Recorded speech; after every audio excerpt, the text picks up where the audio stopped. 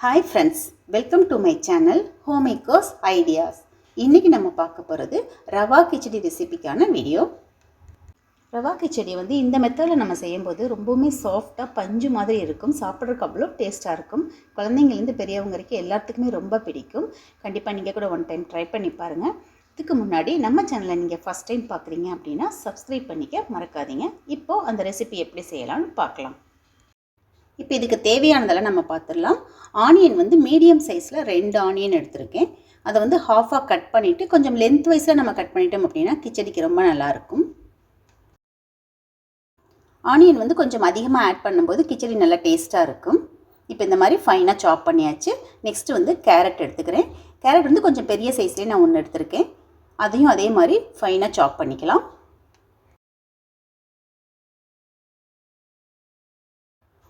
இதில் ஆட் பண்ணுற வெஜிடபிள்ஸ் எதுவுமே நான் வந்து ப்ரீவியஸாகவே குக் பண்ணலாம் இல்லை, டைரெக்டாக அப்போவே நம்ம ரெடி பண்ண போகிறோம். அதனால் வந்துட்டு கேரட் பீன்ஸ் எல்லாமே வந்து ரொம்ப ஃபைனாக சாப் பண்ணிக்கும் போது அது ஈஸியாக வந்து குக் ஆகிடும். ஒரு சின்ன டிப் ஃப்ரெண்ட்ஸ், எப்போதுமே நம்ம வந்து இந்த மாதிரி ஃபைனாக சாப் பண்ணும்போது நைஃப் வந்து ஸ்ட்ரைட்டாக வைக்காமல் கொஞ்சம் ஸ்லாண்டிங்காக வச்சுக்கணும். ஸ்ட்ரைட்டாக வச்சோம் அப்படின்னா கண்டிப்பாக கையில் படும். ஸ்லாண்டிங்காக வைக்கும்போது கையில் பட்டாலுமே நமக்கு வந்து அடிப்படாமல் இருக்கும். இந்த மாதிரி ஃபைனாகவும் சாப் பண்ண முடியும் நம்மளால். நெக்ஸ்ட்டு பீன்ஸ் வந்து 4லேருந்து 5 பீன்ஸ் எடுத்திருக்கேன். அதையும் ஃபைனாக சாப் பண்ணிக்கலாம். டின்னருக்காக நம்ம ப்ரிப்பேர் பண்ணும்போது பிளெயினாக ரவா உப்புமா அந்த மாதிரிலாம் செஞ்சோம்னா கண்டிப்பாக போர் ஆகும். பசங்களும் சாப்பிட மாட்டாங்க. இந்த மாதிரி வெஜிடபிள்ஸ் எல்லாம் போட்டுட்டு நம்ம ரெடி பண்ணும்போது கிச்சடி மாதிரி பண்ணி கொடுக்கலாம். அது வந்து நல்லா ஹெல்த்தியானதாகவும் இருக்கும். அதே மாதிரி டேஸ்ட்டும் வந்து ரொம்ப நல்லாயிருக்கும். இப்போ பீன்ஸும் நான் கட் பண்ணியாச்சு. நெக்ஸ்ட்டு சில்லி எடுத்துக்கிறேன். இதில் வந்து வெறும் க்ரீன் சில்லி மட்டும்தான் நம்ம காரத்துக்கு ஆட் பண்ண போகிறோம். கிச்சடி கொஞ்சம் காரமாக இருந்தாலும் நல்லாயிருக்கும். அதனால 3 சில்லி எடுத்துகிட்டு அதை கொஞ்சம் மீடியமாக கட் பண்ணி எடுத்துக்கலாம். நெக்ஸ்ட்டு இஞ்சி, இது வந்து 1 இன்ச் அளவுக்கு எடுத்திருக்கேன். அதையும் நல்லா ஃபைனாக சாப் பண்ணிக்கலாம். இஞ்சி வந்து இன்னும் கூட கொஞ்சம் சேர்த்துக்கலாம். இது வந்து டைஜஷனுக்கு நமக்கு ரொம்பவே ஹெல்ப் பண்ணும். அதே மாதிரி இதனுடைய ஃப்ளேவர் வந்து ரொம்ப நல்லாயிருக்கும் சாப்பிடும்போது. நெக்ஸ்ட்டு டொமேட்டோ 1 எடுத்திருக்கேன். சின்ன சைஸில் தான் எடுத்திருக்கேன். அதையும் ஃபைனாக சாப் பண்ணிக்கலாம்.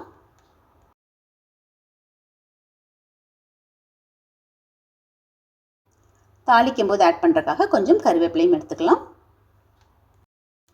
கேஷ்யூ நட்டு ரொம்ப நல்லாயிருக்கும். இதில் வந்து ஒரு 3 தான் எடுத்திருக்கேன். நைட் டைம் அப்படிங்கிறனால அதிகமாக நான் வந்து கேஷ்யூ நட்டு ஆட் பண்ண போகிறதில்ல. இப்போ வானொலி சூடாகிட்டு எண்ணெய் வந்து ஒரு 2.5 ஸ்பூன் அளவுக்கு ஆட் பண்ணியிருக்கேன்.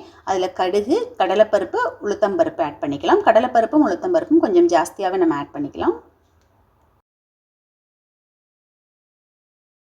மீடியம் ஃப்ளேமில் வச்சுட்டே நம்ம செய்யணும். ஏன்னா இது கலர் சேஞ்ச் ஆயிடுச்சுன்னா கிச்சடினுடைய கலர் கூட சேஞ்ச் ஆகும். அதனால் வந்து லைட் ப்ரௌன் கலர் வந்த உடனே நம்ம வந்து கொஞ்சமாக வந்து ஜீரகம் ஆட் பண்ணிக்கலாம். ஜீரகம் நல்லா பொரிஞ்சதுக்கு அப்புறமே ஆனியன் ஆட் பண்ணிக்கலாம். கூடவே கருவேப்பிலையும் பச்சை மிளகாவையும் ஆட் பண்ணிக்கலாம். ஆனியன் ரொம்ப வதங்க வேண்டியதில்லை. ஒரு 30% வதங்குச்சுனாவே போதும்.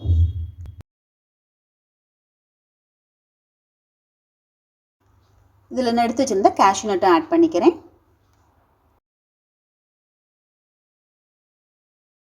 பாருங்கள், இந்த அளவுக்கு வதங்கினாவே போதும். இப்போ இதில் வந்து இஞ்சி போட்டுக்கலாம். இஞ்சி போட்டு ஜஸ்ட் அப்படியே ஒன் டைம் கலந்து விட்டுட்டு நம்ம வந்து வெஜிடபிள்ஸ் ஆட் பண்ணிக்கலாம்.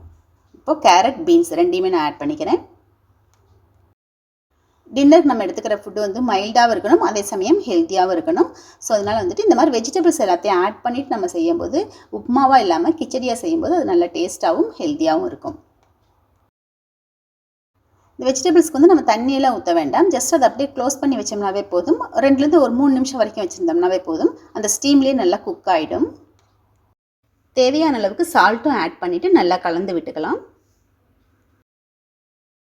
கேரட் பீன்ஸுடைய பச்சை வாசனை எல்லாமே போயிடும் அந்த 2-3 மினிட்ஸ்லேயே. இப்போ வந்து நம்ம ரவை ஆட் பண்ணிக்கலாம். சிரோட்டி ரவை தானே எடுத்திருக்கேன். மீடியம் சைஸில் இருக்கும் இல்லைங்களா அது. நம்ம ரவை ஆட் பண்ணதுக்கப்புறமே கண்டிப்பாக ஸ்டவ் வந்து சிம்மில் தான் இருக்கணும். லோ ஃப்ளேமில் வச்சுட்டு தான் நம்ம செய்யணும். ஒரு 2-3 மினிட்ஸ்க்காவது இந்த மாதிரி நம்ம வந்து கலந்து விடணும். கூடவே கொஞ்சமாக நான் வந்து மஞ்சள் பொடி ஆட் பண்ணிக்கிறேன்.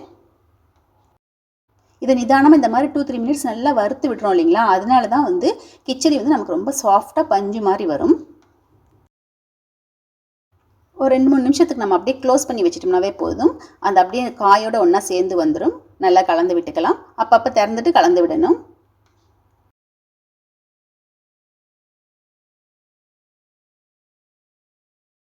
இந்த மாதிரி கலந்து விடும்போது நமக்கு தேவைப்பட்டுச்சுன்னா நெய் ஆட் பண்ணிக்கலாம், இல்லைன்னா 1 ஸ்பூன் அளவுக்கு எண்ணெயே வந்து இதில் ஆட் பண்ணிக்கலாம். இந்த டைமில் வந்து நெய்யோ எண்ணெயோ ஆட் பண்ணுறனால ரவை வந்து இன்னும் நல்லா கிறிஸ்பாகிட்டு நமக்கு கிச்சடி வந்து நல்லா சாஃப்டாக கிடைக்கும்.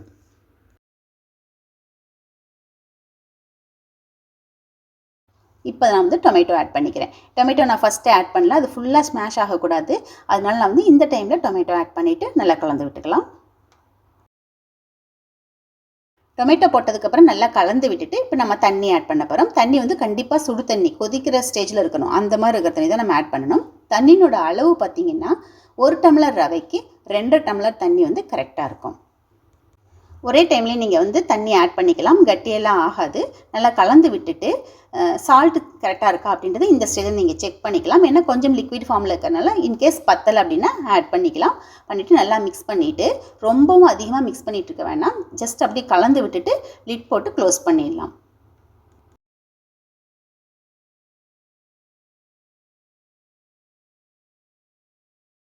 க்ளோஸ் பண்ணிவிட்டு ஒரு 4 to 5 மினிட்ஸ்க்கு அப்புறமா எடுத்தோம் அப்படின்னா ரவை வந்து தண்ணியை ஃபுல்லாக அப்சர்வ் பண்ணிவிட்டு நல்லா குக் ஆகிட்டுருக்கு. பாருங்கள், இப்போவே எவ்வளோ சாஃப்டாக இருக்கு இல்லையா? உங்களுக்கு தேவைப்பட்டுச்சு, சின்ன பசங்களுக்கு நீங்கள் கொடுக்குறீங்க அப்படின்னா கண்டிப்பாக நெய் ஆட் பண்ணி கொடுங்க, இன்னும் சாஃப்டாக வரும். இதை நல்லா கலந்து விட்டுக்கலாம்.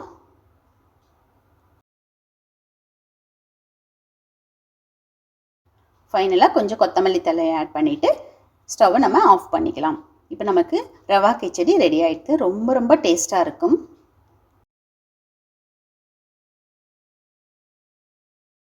இது கூட வந்து தேங்காய் சட்னி, இட்லி, சாம்பார், இல்லைன்னா சும்மா வெறும் ப்ரௌன் சுகர் மட்டும் வச்சுமே சாப்பிட்டாலுமே ரொம்பவுமே டேஸ்ட்டாக இருக்கும். கண்டிப்பாக நீங்கள் ஒன் டைம் ட்ரை பண்ணி பாருங்கள். சாஃப்டான இந்த ரவா கிச்சடியை வந்து நீங்கள் சூடாக சர்வ் பண்ணும்போது சாப்பிட்றதுக்கு அவ்வளோ நல்லாயிருக்கும்.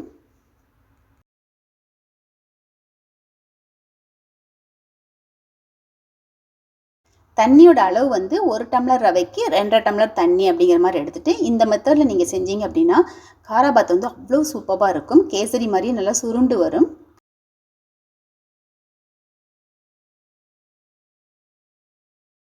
சின்ன பசங்களுக்கு கொடுக்குறீங்க அப்படின்னா காரம் கொஞ்சம் கம்மி பண்ணிவிட்டு நெய் ஆட் பண்ணிவிட்டு நீங்கள் கொடுத்தீங்க அப்படின்னா கண்டிப்பாக பசங்களுக்கும் ரொம்ப பிடிக்கும். ஸோ நீங்கள் கூட ஒன் டைம் ட்ரை பண்ணி பார்த்துட்டு உங்களுக்கு எப்படி வந்துச்சு அப்படின்றத கூட எனக்கு கமெண்ட்டில் சொல்லுங்கள். ஸோ இந்த வீடியோ உங்களுக்கு பிடிச்சதுன்னா லைக் பண்ணுங்கள், ஷேர் பண்ணுங்கள், கமெண்ட் பண்ணுங்கள். ஃபஸ்ட் டைம் என்னோடய வீடியோ பார்த்தீங்கன்னா மறக்காமல் சப்ஸ்கிரைப் பண்ணுங்கள். நெக்ஸ்ட் வீடியோவில் பார்க்கலாம். தேங்க்யூ.